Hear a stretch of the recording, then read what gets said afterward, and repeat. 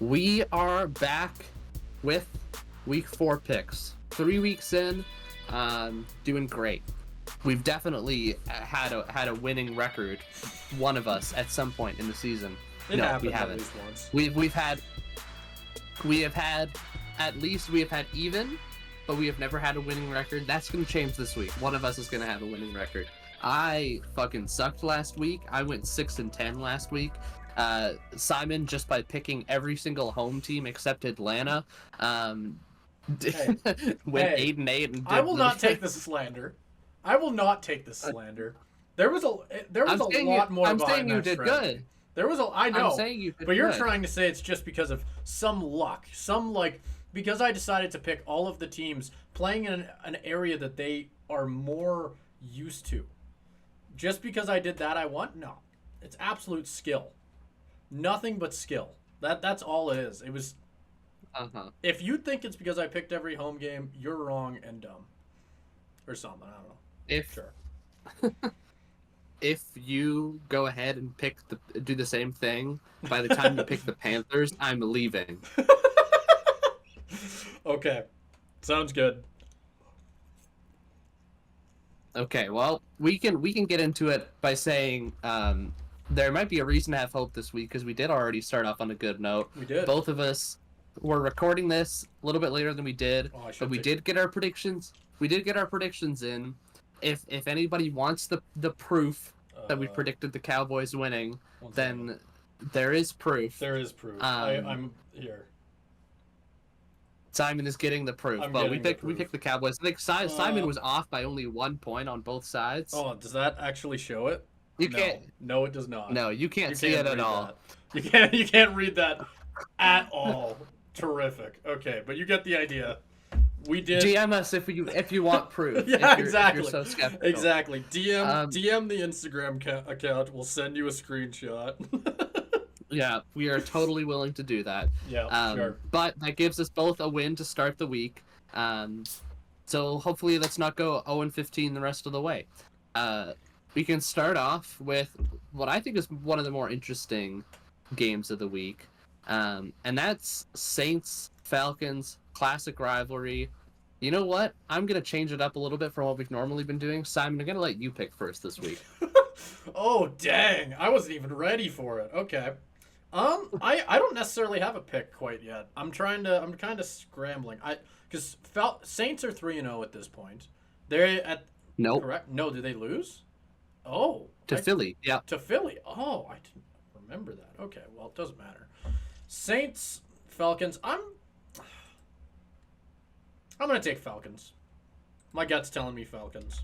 I've liked them more throughout this year. They've been one of my favorites to pick. I'll take Falcons. I think they've only screwed me a few times, and considering we're 3 games through the year and that is plural, that's got to be a good sign, so I'll take them. Yeah. I mean, I think this is personally one of my more anticipated games of the week just because of the rivalry, but also because these teams are both a lot better than they have been. I don't know. I think this one's pretty much a toss-up for me because, yes, the Saints obviously looked great through 2 weeks, had a bit of a setback in Philly.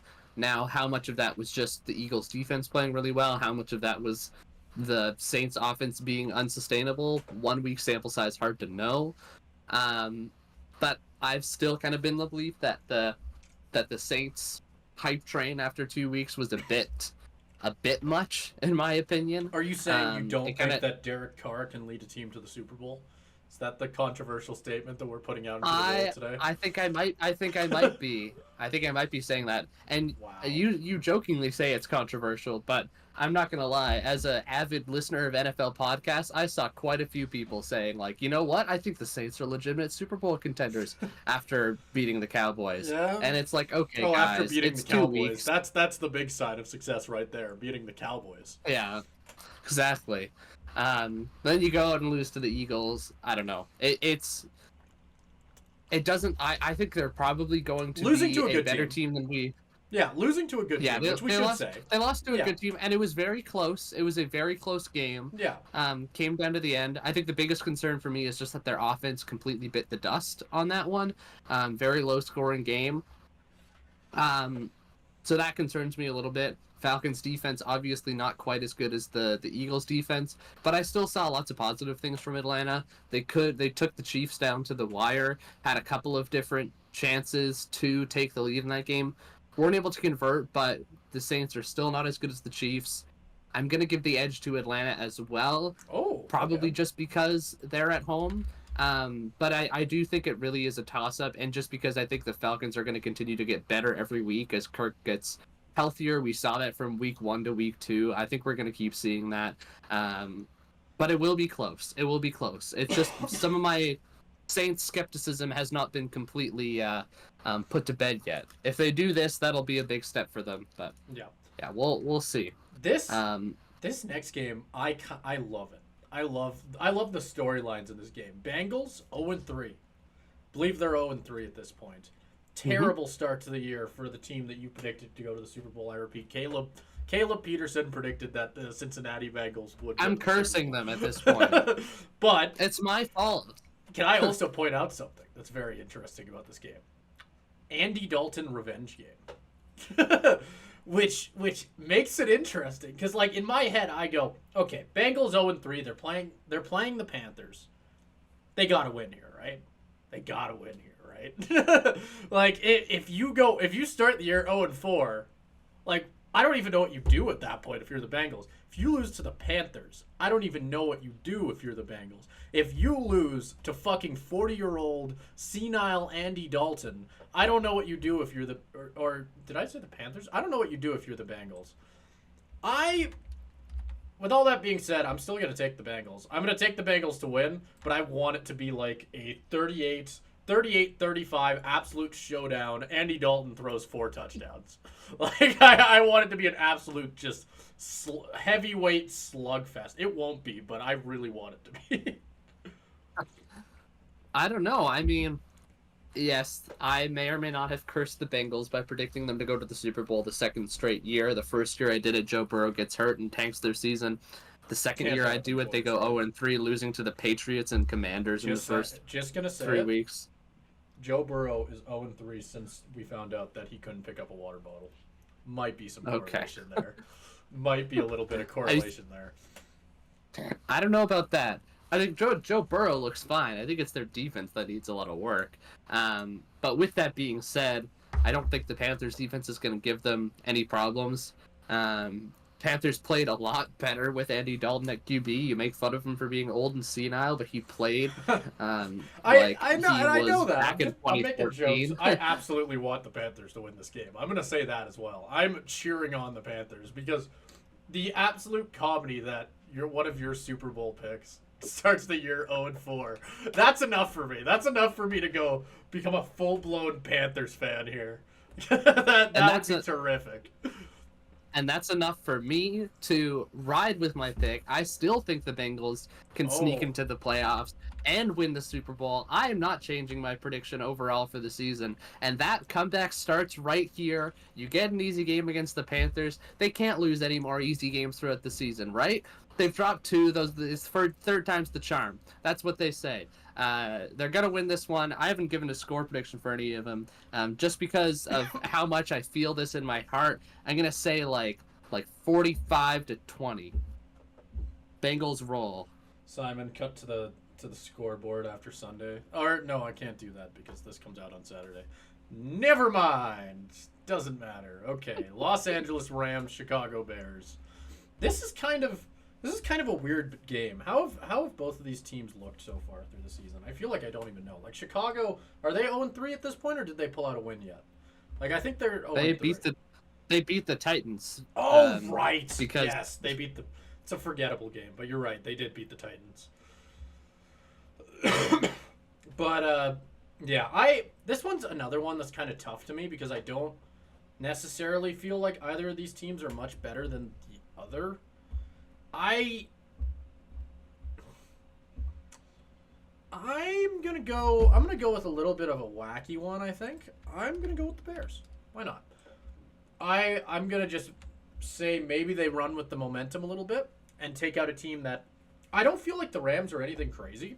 I feel like they're kind of in the middle area there where like it would be considered an upset for the Bears to beat them, but it wouldn't be like it wouldn't be insane. So yeah, I'll take the Bears. I'll say Caleb Williams has a solid game coming off that week 3 game against the Titans where the magical man Will Levis gave us another meme photo.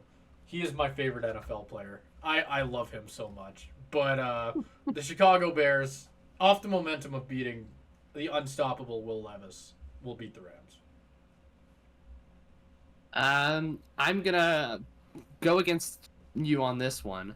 Because I mean, yes, they did beat the Titans in week 1, but past that, it's just been Caleb Williams running for his life and dying behind a terrible offensive line. The coaching has been awful. The offensive line has been horrid. And it's very clear that if the Bears don't turn things around quick, this is going to start looking like one of those scenarios where you say, oh no, like, did they screw over their rookie quarterback prospect? I don't think we're at that point yet. But I think if they don't get their stuff together and start swinging together some momentum, it's going to start looking that way. And coming against a Rams team that, well injured all over the place, still looked pretty good, beating a, albeit injured, but still with a lot of their key players, Niners team last week, and that impressive comeback they had. I think that tells me all I need to know. Stafford will still be in there. Some of their depth receivers, like a Jordan Whittington, like, have looked pretty good so far. Kyron Williams is still there. I think that defense is going to be able to get after Caleb Williams.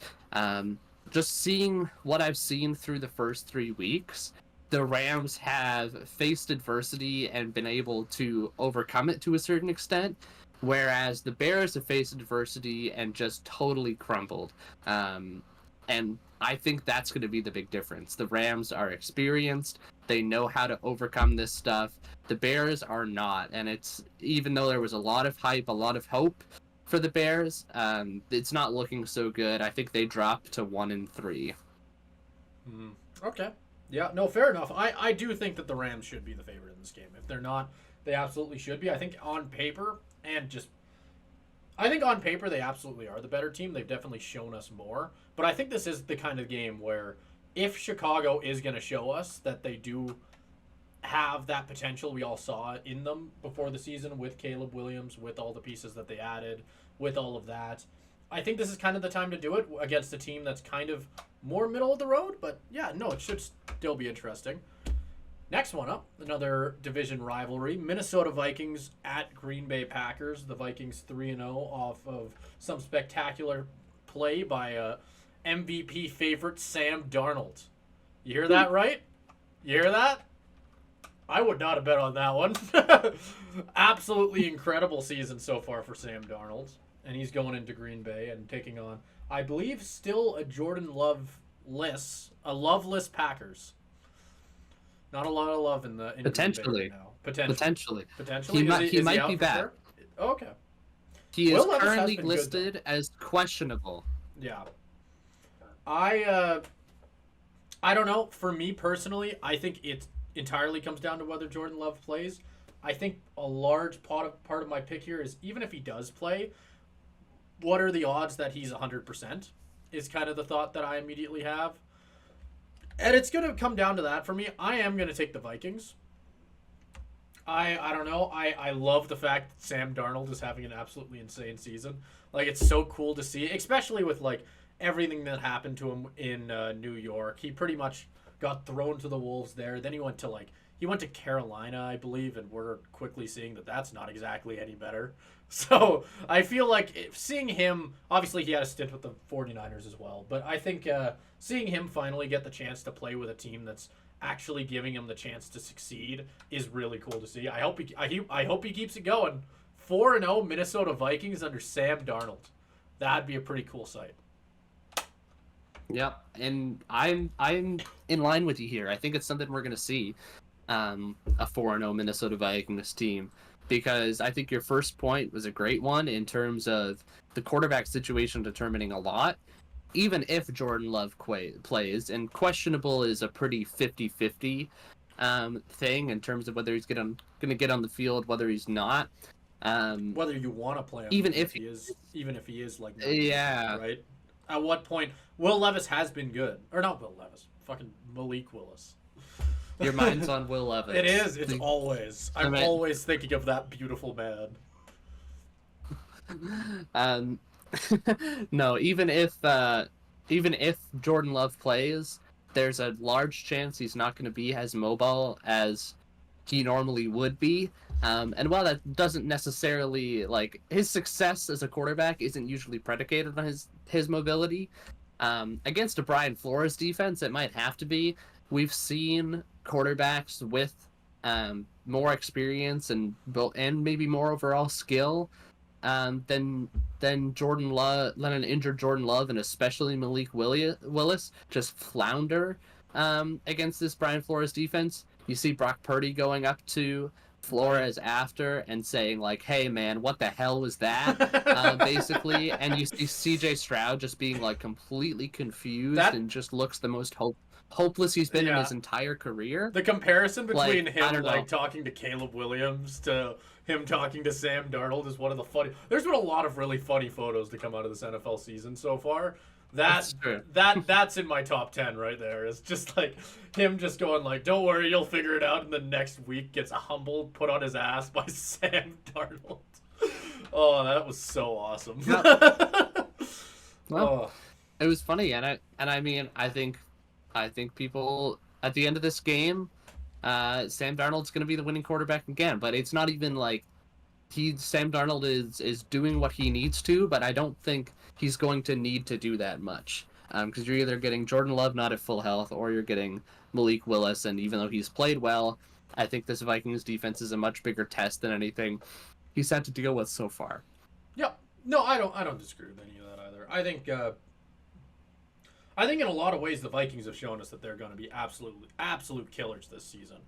And, I mean, I'm doing the same thing that you were just saying that everybody was doing, but with the Saints. But I don't know. I like the Vikings this year. I think even with Jordan Love, I feel like they're going to put up a really good fight here. And I honestly, I'm going to be cheering them on all season long. I think this whole storyline for them is awesome. The idea that they bring in because I love the storyline that could potentially be brewing here in what do you do after this season if you're the Vikings? Do you keep Sam Darnold? Like, that's the really big thing. That's the big question, right? Yeah. Going into next year, where, like, what do you do? Do you trade J.J. McCarthy at that point? Do you just sit him? Do you just sit him for a few years? I guess you could do that. But it really becomes interesting, I think, when I think going into the year, a lot of people would have said that J.J. McCarthy was probably going to be the starter. So, do you really want to sit him at that point? It's like, it's an interesting question to think about. And especially if we see them start 4-0, like, holy. But anyway, Jacksonville Jaguars, Houston Texans next up. CJ Stroud coming off an absolute humbling defeat from Sam Darnold. Trying to pull up the records right now. Jacksonville 3-0. 3-0. Really? I feel like 0-3. Are they 0-3? Sportsnet has them at 3-0. Oh. Well, then I'm not taking blame. Sportsnet's app is tweaking them because they've lost every single game and it's looked really bad. That's not even popping up either. I just want to say that I'm not stupid. Sportsnet's stupid. I'm going to make that clear and switch over to TSN. Anyway, Jaguars 0-3. Texans, 2-1? I believe that was their first loss. This is another situation like that Bengals game where the Jaguars are not an 0-4 team. They are not. They're much better than that. Trevor Lawrence is not a 0-4 quarterback. And it's pretty crazy that we're living in a world where that absolutely could be a situation we're talking about. God, this one's tough. Because I also don't think the Texans are a 2-2 team. I don't think they're going to want to lose this game. God, this one's tough. This is a tough one to pick. I'm going to take Texans. I am going to say we already basically put into the world that we both think that the Bengals will not stay will not go 0-4. They're going to pull out a win here. I don't know about the Jaguars here because I will say the Texans are a much tougher team than the Carolina Panthers. Like they absolutely have a tough one early in the year here, but I don't know what you're thinking. This one to me is a toss-up in a weird way. And I know that's kind of odd considering the Jags have had such a shit start to the year. The idea that they could go 0-4 is insane to me, but I don't know what other direction to really send it in. Yeah, they're going 0-4. This one isn't even going to be close. Really? Okay. To say it's a toss-up, no. I think You don't think the Jaguars are going to be... You don't think the Jags are going to be pissed off and ready to fucking rumble? Like... Well, that was my argument last week. That was my argument last week with Jags-Bills, where I said, I think the Bills are a better team, but I don't see the Jags as an 0-3 team. I think they'll be ready and motivated to go in a primetime window, and they'll come out and beat this Bills team. That's what I said. And then they got whooped by 37 fucking points. So, honestly, I'm at the point where Jags, like, all the talent in the world that you have, there is something rotten at the core. And to go up against an actually well-run organization like the Texans, even though they got beat last week, this is just like the perfect rebound game for the Texans. It's not even going to be close. Like, the Jags just look like a complete system of dysfunction, because ever since that they got the halftime lead in Miami, they choked that away and then have just looked completely terrible. Getting beat by a Browns team that lost by like 30 points in Dallas and then also lost to the Giants. And then, losing by almost 40 points to the Bills. Those are not good results. We haven't seen good football from them since the first half of the first game. So, again, at this point, unless they're playing like a Carolina-type team where I'm like, okay, they're definitely worse, like Carolina's definitely worse roster-wise, I'm going to be picking against the Jags at this point.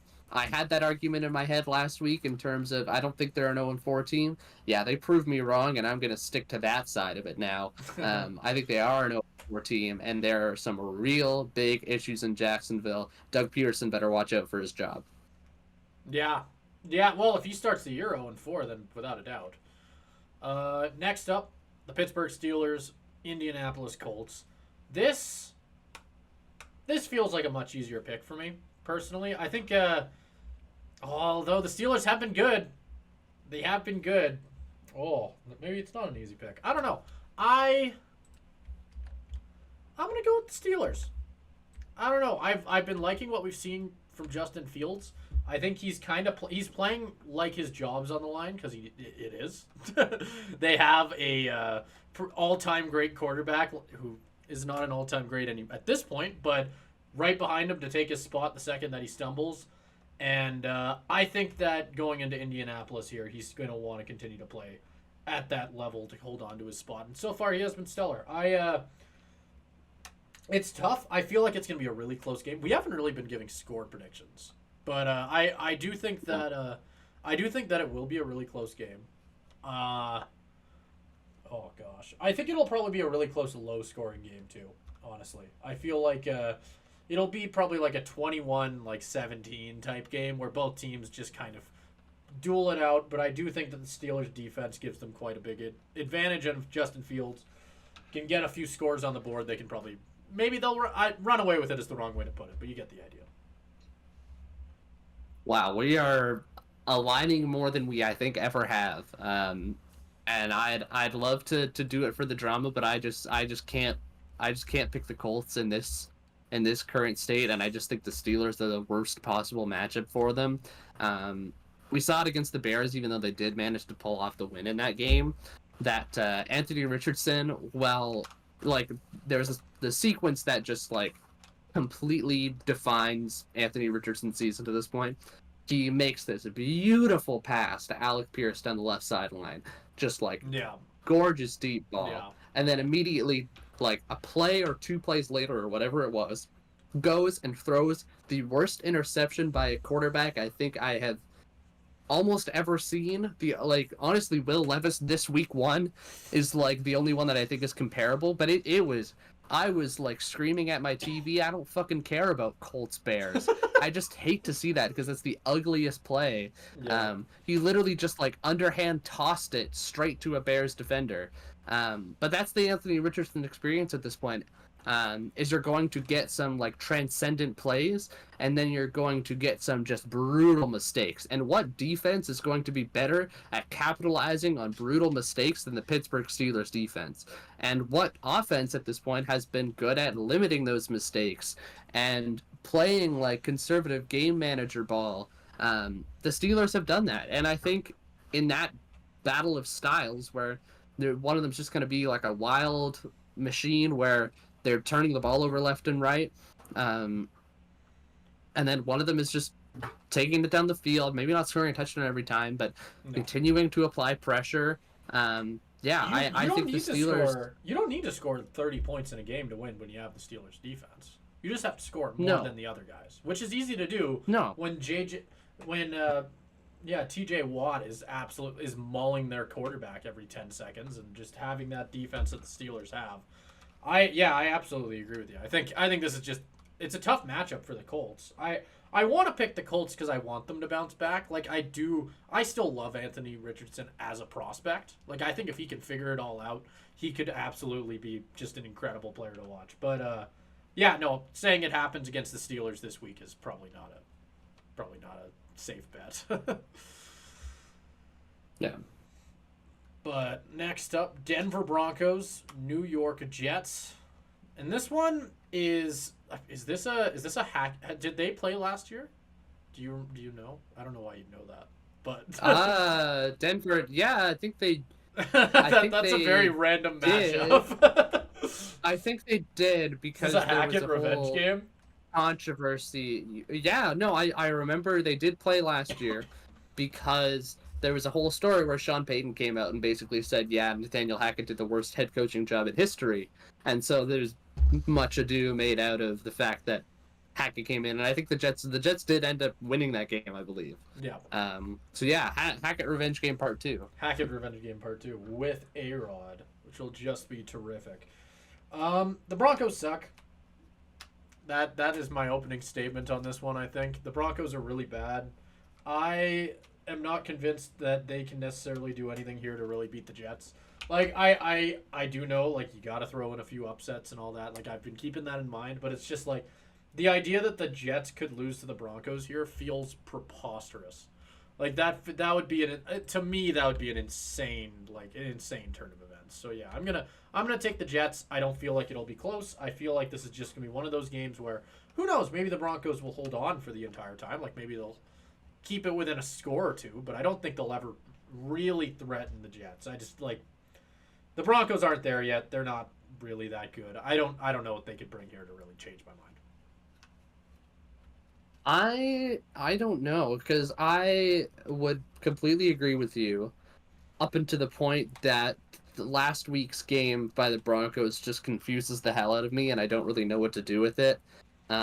Is it an outlier that they went and beat the Bucs, who I thought were a great team? Or is that an outlier and I could just throw it out? Or is there actually a little bit more there? I don't really know. I'm with you here that I feel like I should throw in an upset at some point. I don't think that's going to be it. If the Jets had continued to play at the level that they had been the whole season, where they were just kind of eking out wins and not looking like fantastic or anything, then I might want to give this one to Denver just to throw in an upset pick, but I don't feel at all safe doing that. Like, the upset picks, you want to have at least some of a reason behind that. If I were to do that with this week, I feel like I'd just be doing it because the Broncos won. With upsets, where, like, you have to, like, sit there and go, like, I can imagine sitting on the couch on Sunday and seeing this happen and going, holy crap, but, like, it's possible, right? Like, there's a chance, like, matchup-wise or something. There's nothing about this game that makes me feel like the Broncos could pull it out. Like, I get it. They beat the Bucs. The Jets aren't the Bucs. I think the Jets are a better team. It's not a shot at Baker Mayfield, but I just, like, if we saw the Broncos beat the Jets, I feel like there'd be so many questions about, like, the Jets going into the rest of the season. I think they've impressed so far this year for the most, maybe not impressed. They've been as good as a lot of people have thought they were going to be, might be a better way to put it, like on that same level. And I don't think a team at that level should be ever losing to a team like this Broncos squad. But yeah, regardless, we can move on to an interesting matchup considering we were just talking about the Bucks. The Philly Eagles, Tampa Bay Bucks. Bucks just lost, like we mentioned, to the Broncos. Philly beat the Saints. Yeah.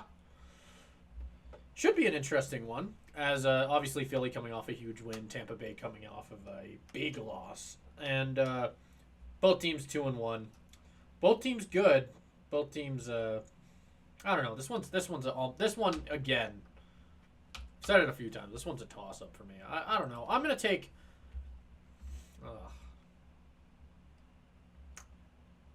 Gosh. You know what? I'll take the Bucks. I'm gonna say that this is gonna be a turnaround game for the Bucks, and I do feel like they kind of need this win a bit more than Philly does. I don't know. I know that's a weird thing to say when they have the same record, but I feel like the Philly could start the season 2-2, and I don't know if I'd be panicking. I feel like I'd be just like, they'll turn on the Jets later on. The Bucks start 2-2, and I'm kind of questioning things a little bit more. I'm questioning and I get it. It's losing again. It's the same argument with the Saints, but losing to a good team. You lost to Philly, but I don't know. I feel like the Bucks want it. I feel like they're going to come into this game wanting it more, and it's a prove-it game. Beating the Eagles would look really, really good and make Tampa Bay into that contender-looking team that you kind of thought they were early in the year. This would prove that they are actually that. Yeah. And I could be on board with you here. I completely agree that it's a 50-50 shot. Are we actually going? Holy crap. I didn't think it was going to happen. I know. I thought you'd lost all confidence after point, losing last week. You were just like, I guess I'm just going to pick all of Simon's ones, he's clearly the smartest and best picker ever to live. Look at who's first in the standings still. We're not scoreboard. Scoreboard. We're not gonna go too crazy on that. But no, I think I do got to get some distance in the standings here, so I might as well pull ahead.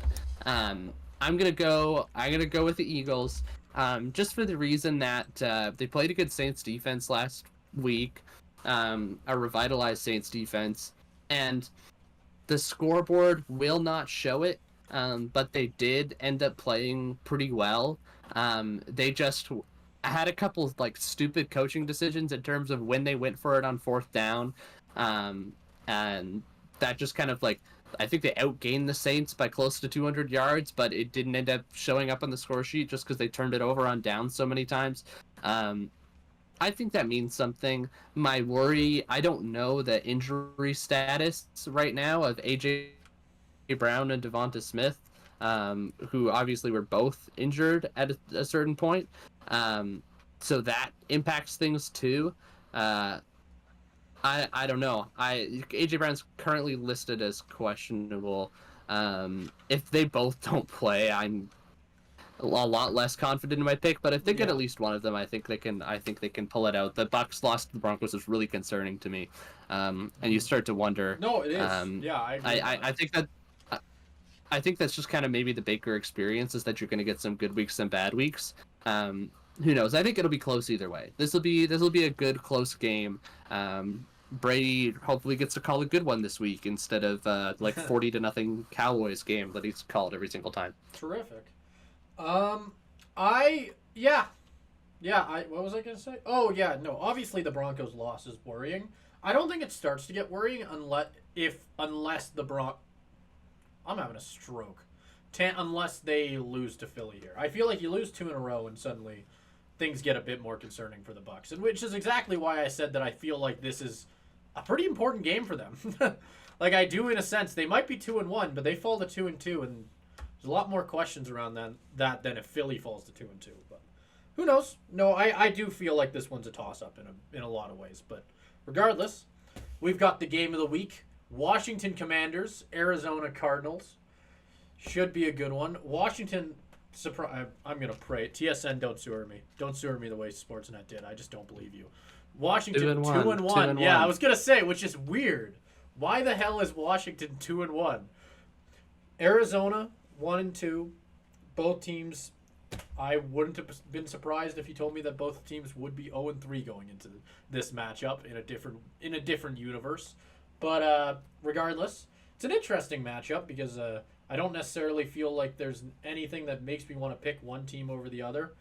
But so it's a bit more of a gut thing more than anything else. They've also allowed a lot less points than Washington has as far as the stats that I have in front of me here. So I'm going to go with Arizona. In this one, I'm going to take the team that I predicted to go 8-9, I think, in whatever our series thing was, which I fully believe and stand by 100%.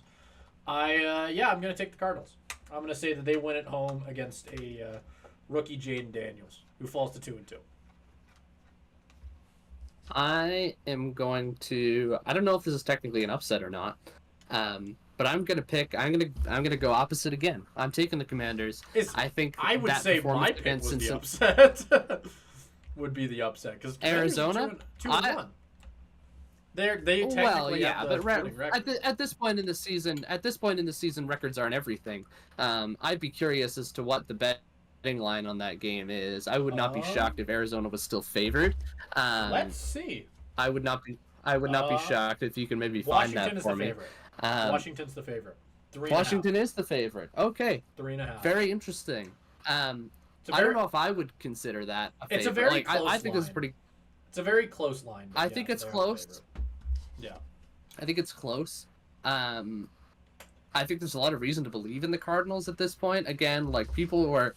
This shows just how fickle things are at the start of the year, because they win against the Rams in this blowout of the Rams, and everybody's like, yeah, Cardinals for the Super Bowl, like, this is the team to watch in the NFC West, you know, like, all this stuff where you just get all these overreactions. And then they go out and play decently well against the Lions, keep it within a touchdown, and for those who know, there were a controversial call away from it basically being like a 14-point swing. Maybe the Cardinals win that game. They had a pick six called back because the 2-minute warning was called wrong, and then the Lions eventually scored on that drive. So who knows? Like, the Cardinals have been playing good ball, but I do think Jaden Daniels has given me a lot of faith in this Commanders team. Not necessarily in their defense, like we saw against Cincinnati. Their defense kind of is letting everything through. But I also don't have a lot of confidence in the Cardinals defense necessarily at this point either. So I think Jaden Daniels is going to provide something that this Cardinals team hasn't quite seen before. And I think they go into Arizona and pull it off. I'm surprised Washington is the favorite. In my head, I view this a little bit more as an upset. But I think Jaden Daniels continues that momentum. Is that a bit too much of a looking solely at last week? Who knows? But they looked really good. And again, I believe in the Bengals a lot. So to see them beat the Bengals means a lot, at least in my head. Yeah. Next up, we have a game between two absolute shit dumpsters of teams, and the 1-2 Patriots and the 1-2 49ers. Absolutely terrible. Both teams suck. Anyway, I'm going to take the 49ers by whatever way they want, pin, whatever you want to say. I'm gonna say they absolutely destroy the Patriots because I feel like they kind of need it. They kind of need this win a lot, I'd say. They should be a lot better than they've been in the last few games, and the Patriots are currently averaging 13 points per game. So this is a pretty good chance for the 49ers to jump back on the right track. I want to pick my upset here so bad. Now, I don't know if that's just my Seahawks fandom talking, to where seeing the Niners go 1-3 would be a cause to like go out in the town and celebrate. But I can't do it. I had faith in this Patriots team up until a certain point where I picked them against the Jets and that didn't go well. I think the Patriots team that we saw against the Jets was the one that we kind of expected them to be from the start of the year. They obviously beat Cincinnati, played it close against the Seahawks, but the reality of it is that they just don't have a passing game. And I think if you're the Niners, you're going to need more than that to beat this team. The line is 10 points in favor of the 49ers. Even that feels a bit much to me. I would probably bring it closer to something like 7. But yeah, I think it might be closer than people expect, maybe. But I'm not gonna predict the upset here. I think the Niners still get it. That performance last week by New England was just a little too concerning for me to continue to side with them. Yep. Nope. Fair enough. Next up, Kansas City Chiefs, Los Angeles Chargers in a division rivalry game. Should be interesting. I think the Kansas City Chiefs are still undefeated. Still not seeing a lot out of Travis Kelce. Yep. That's been the big thing that everybody has been pointing out. I feel like I see that every 10 seconds every time I look on the internet. Taylor Swift's boyfriend is bad at football now. But yeah, I still this is an odd game, really. I don't know, because like a fun stat that I'll toss at you, Caleb, because I've been looking at stats before my picks this week, which is a crazy thing for me. I think I'm evolving. Whoa. I know the Chargers are only allowing 11 points per game. They're going into Kansas City. I know that doesn't change it for me. I'd still take the Chiefs. I feel like it'd be an insane turnaround for the Chargers to be the team that kind of breaks this run that the Chiefs are kind of on right now, because they just look really good. They look like they're going to go on another insane season.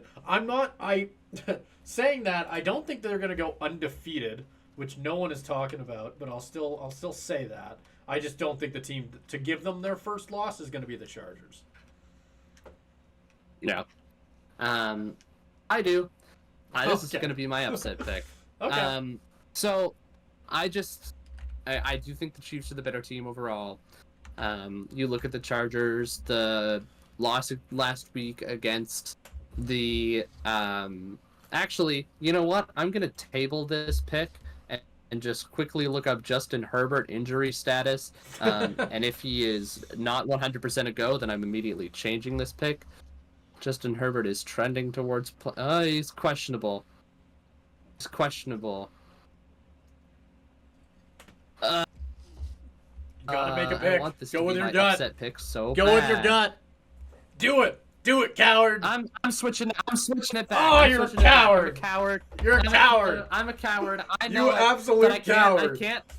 I can't have the risk of picking Taylor Heineke against the Chiefs. I don't trust that. I don't trust them enough to do You that. gotta believe Now, in you know Taylor what's Heineke.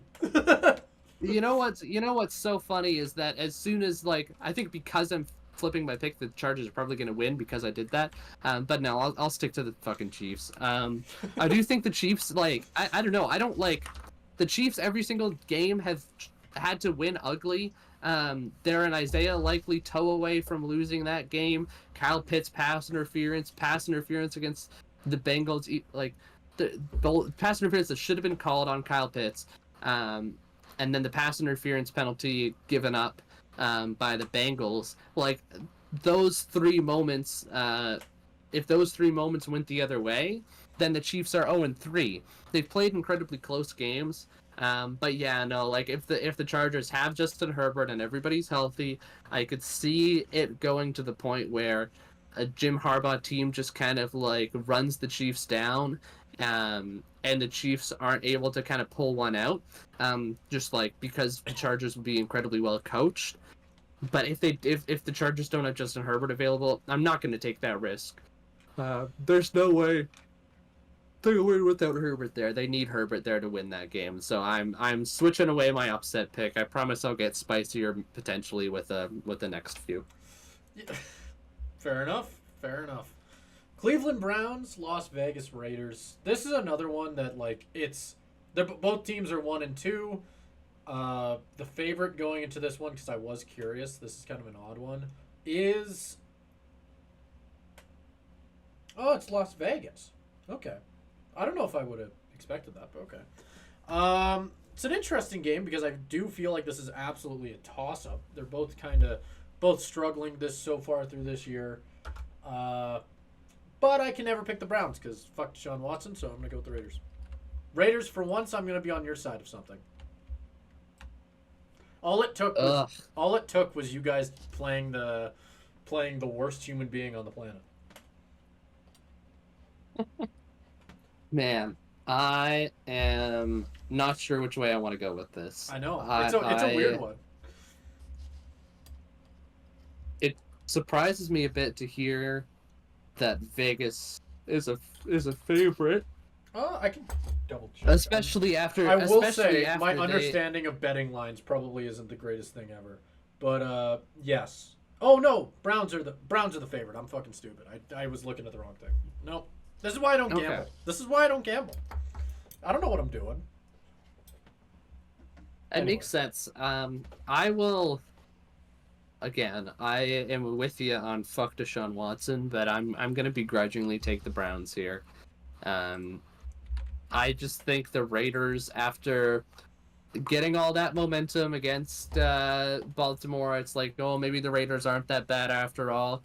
You go out, and I know Andy Dalton is in that game. I know that changes the conversation a little bit, but you still get boat raced by a Panthers team that is just completely left for dead after week 2.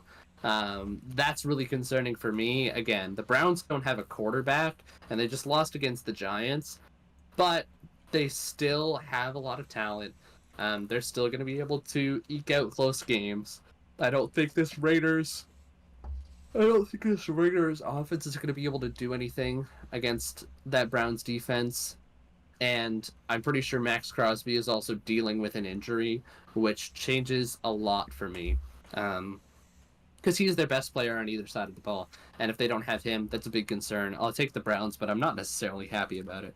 No, fair enough. Buffalo Bills, Baltimore Ravens. This is another weird one where I'm gonna pull up the stats on both these guys because my gut's not leaning in either direction. That's the wrong game. Bills are 3-0, which is weird considering what we were looking at the beginning of the season. I don't know if anybody would have really predicted them to start the season that hot. And another thing that I don't know if anybody would have predicted, Baltimore 1-2. They looked really good week 1 against the 3-0 Chiefs, but like you mentioned, they lost to Lively's shoe size, and have kind of spiraled ever since a little bit. So I don't know, and it's really funny because I think this tells the whole story. But points allowed per game, Baltimore has allowed 26. The Bills have only allowed 16. Their defense has been stellar so far this year, and I'm gonna stay with the team that's currently running hot right now. I'm gonna go with the Bills. I'm gonna say that Baltimore spirals at least one more week until they can play. What they need is a big win, and I don't think it comes against a team like what the Bills have looked like so far this year. I think it'll probably come against who are they playing next week? Do you know? I don't think their schedule gets much easier. I mean, I think they play the Bengals at some point in coming up here. They play the Bengals their schedule next week. Yeah. They do play the Bengals. So and that's going to be a big game. Just like whichever team loses that, I think is probably close to out of the conversation, depending on how games this week go. What I will say is, you're talking about, I think they need a big win. If that big win doesn't come here, where is it going to come? That's kind of it's at home. That's this not Bills a team reason for me to pick. That's not a reason for me to pick the Ravens, though. Like, just because it has to come doesn't mean it will. But at a certain point, I'm not necessarily thinking, oh, the Ravens have looked terrible throughout the season or anything. Like, I think there's been a lot of growing pains, a lot of changes, that they're almost like the different side of what the Bills could have been, right? Like, I think I had a lot of doubt in the Bills because of all the changes that they went through. Had a similar doubt in the Ravens, whereas the Bills have been silencing all the doubters. The Ravens have been very much not doing that. But honestly, I think they're like, you flip that Raiders game, that's really where the big concern comes in.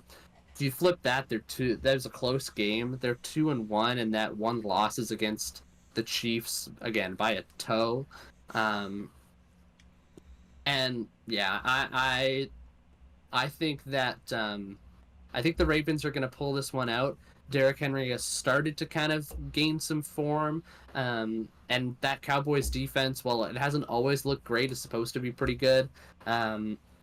I think the Ravens are kind of getting their identity under them. They're a well-coached team. This will be a close one. This is a very good Sunday night matchup. This is probably one of my favorites that we've had so far this season. But this logic screwed me over last week, but I do think the Ravens they need this one. Buffalo doesn't need this one. Baltimore needs this one. They have the talent to get it done. They're about on equal footing on that with Buffalo. I'm gonna take Baltimore in this one, even though Buffalo is playing really well. I do think this is an upset.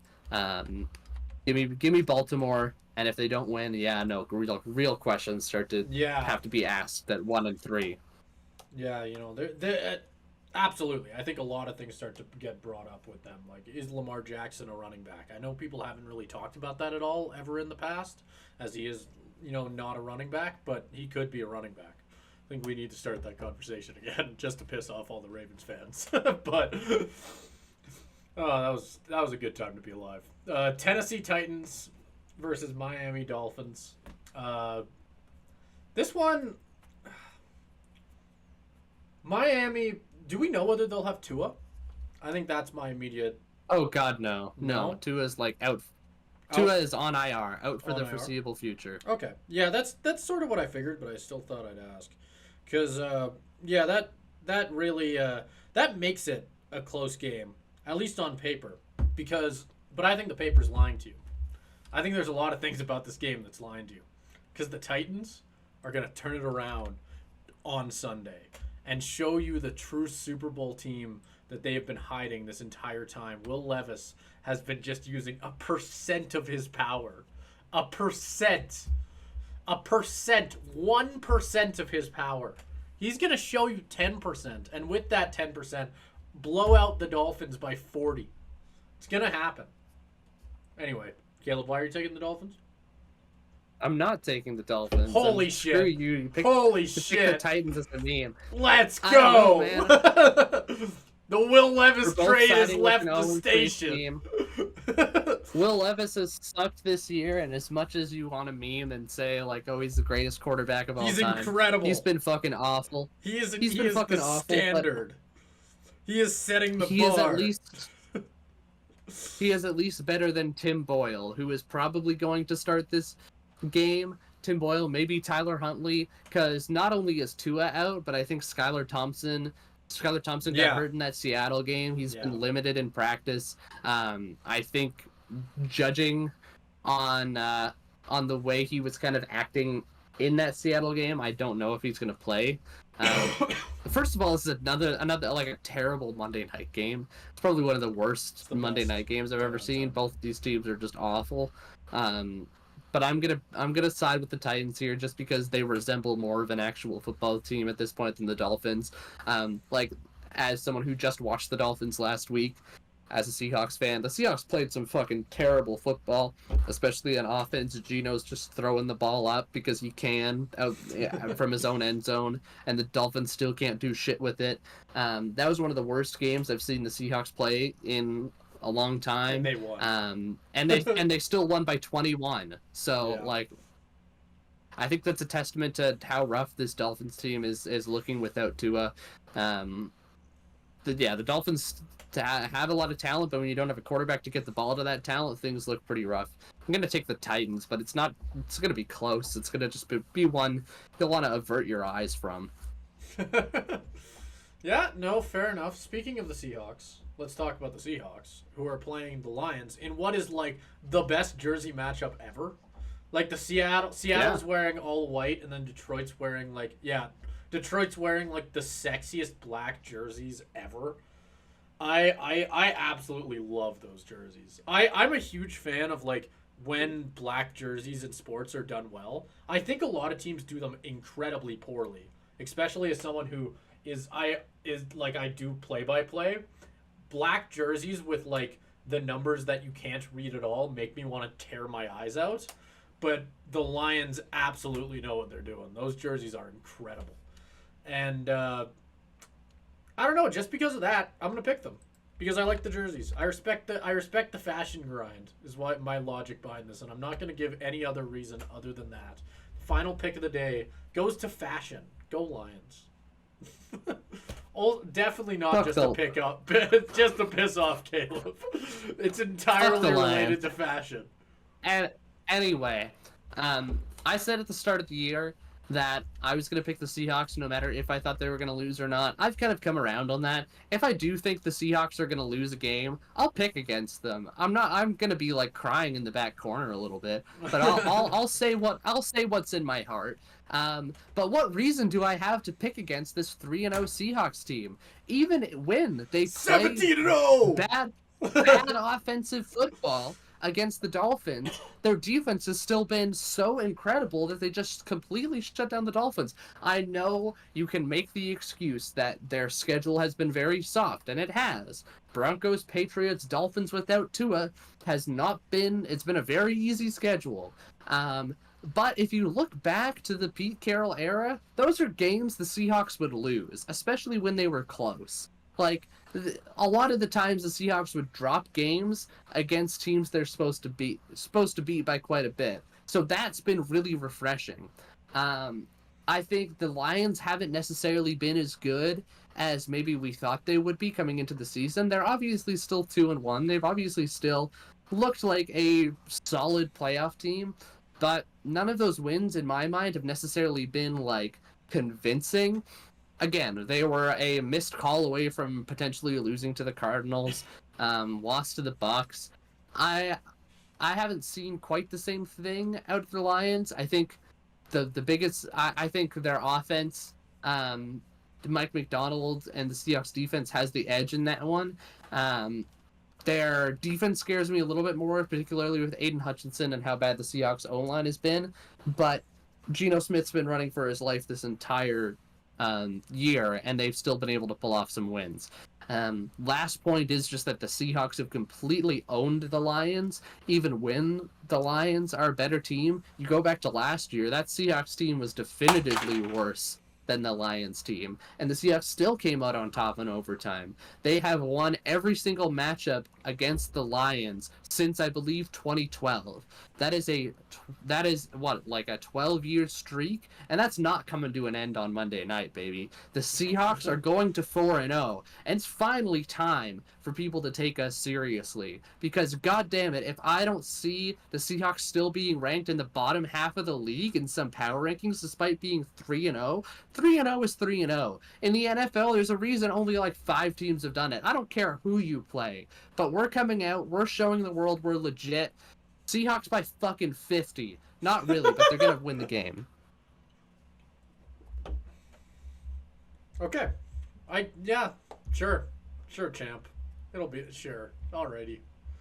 Well, there you go. There's our week 4 predictions. Let us know if we're stupid. Let us know if we're right. We're probably right. We're always right. Look at those records right there at the bottom right of the screen. I think that's a sign more than anything else that we are absolutely right 100% of the time. 100% of the time, every time. So there you go. We're so good at this. We are so We're good doing at this. great. Which, speaking of which, we're going to do more predicting. I don't know why we're predicting so much shit lately, but I don't know when that became our thing, but sure. We're talking about the Central Division in the NHL, so yeah, check that out.